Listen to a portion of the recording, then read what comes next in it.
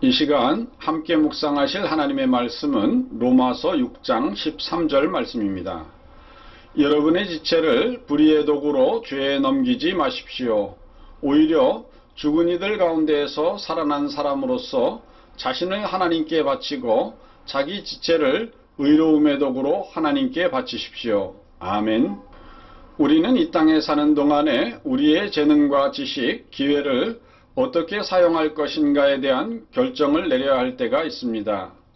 하나님께 드려 수많은 사람들을 살릴 수도 있고, 혹은 자기 욕심을 따라 마귀에게 바쳐서 수많은 사람을 괴롭게 하거나 죽음에 이르게 할 수도 있습니다.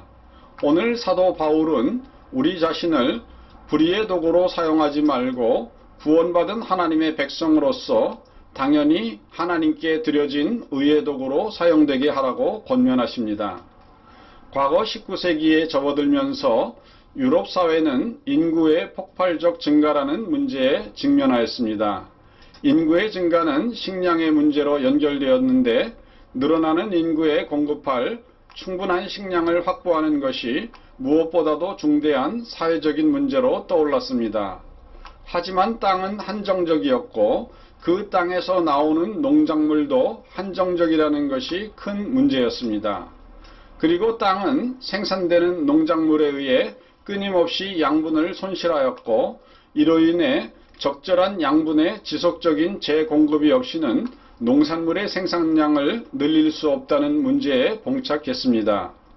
그런데 이러한 문제를 해결해 준 위대한 인물이 등장하는데, 그는 유대인 출신의 독일 화학자 프리츠 하버였습니다. 하버는 1904년부터 공기의 대부분을 차지하는 질소와 수소에 철을 촉매로 사용해 1000도씨에서 암모니아를 합성하는 방법을 찾았고, 마침내 경제적이고 안정적인 합성 방법을 완성해 화학비료의 시대를 열었습니다. 그의 그러한 발견으로 인해 농업 생산량은 크게 늘어났고, 인류는 배고픔에서 벗어나게 되었습니다.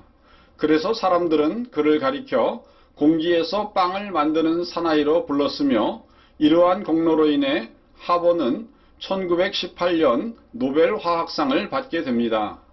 그리고 하버는 이러한 기술을 이용해 병충해를 없애기 위한 살충제도 개발하여 농업 생산량의 증가에 또 하나의 이바지를 하게 됩니다. 그런데 제1차 세계대전이 발발하면서 많은 나라의 적들과 싸워야 했던 독일이 탄약의 원료인 나이트로글리세린이 부족하게 되자, 하버는 자신이 발견한 암모니아 합성법을 활용해 대량의 질산을 생산하여 독일은 TNT와 고성능 수류탄, 탄약 등 전쟁에서 사용할 수 있는 대부분의 살상용 소모품을 안정적으로 생산하였습니다. 그런데 전쟁이 계속되면서 점점 수세에 몰린 독일은 독가스 사용을 고민하였는데, 이때 하버는 자신이 고안해낸 암모니아 합성법을 통해 바닷물을 이용해서 치명적인 독가스인 염소가스를 만들어냅니다. 결국 이 독가스가 수많은 병사들을 죽게 하거나 치명적인 신체 장애를 입게 하였고, 나중에는 이 독가스가 수백만 명의 자신의 동족인 유대인들을 죽음으로 몰고 간 가스가 되었습니다. 그래서 하버의 아내는 하버가 독가스를 만드는 일에 참여했다는 사실에 큰 충격을 받고 분노하여 스스로 목숨을 끊어버리고야 말았습니다. 오늘 우리에게 주어진 시간과 재능, 기회는 어디에 사용되느냐에 따라 전혀 다른 열매를 맺게 됩니다. 사도 바울의 권고와 같이 우리 자신을 하나님께 의의 도구로 바치십시오. 그러면 하나님께서는 많은 선한 열매를 우리의 헌신을 통해 맺게 하실 것입니다. 오늘도 하나님의 인도하신 가운데 거룩한 도구로 사용되시기를 주님의 이름으로 축원드립니다. 다 같이 기도하시겠습니다.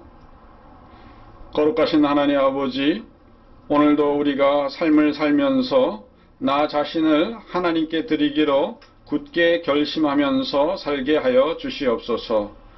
때때로 악한 마귀의 유혹을 따라서, 또한 우리의 욕심을 따라서 하나님 우리 자신을 의의 병기 대신 불의의 도구로 사용하려고 할 때가 있습니다. 주님께서 함께하여 주시사 성령의 인도하심 가운데 우리가 우리 자신을 주님께 바칠 때 주님께서는 우리를 받아 의의 도구로 또한 아름다운 하나님의 열매 맺는 그러한 통로로 우리를 써 주시옵소서. 오늘도 하나님의 아름다운 열매를 많이 맺어 주님을 기쁘시게 하는 하나님의 아들, 딸 되게 하여 주시기를 우리 주 예수님의 이름으로 기도드리옵나이다. 아멘.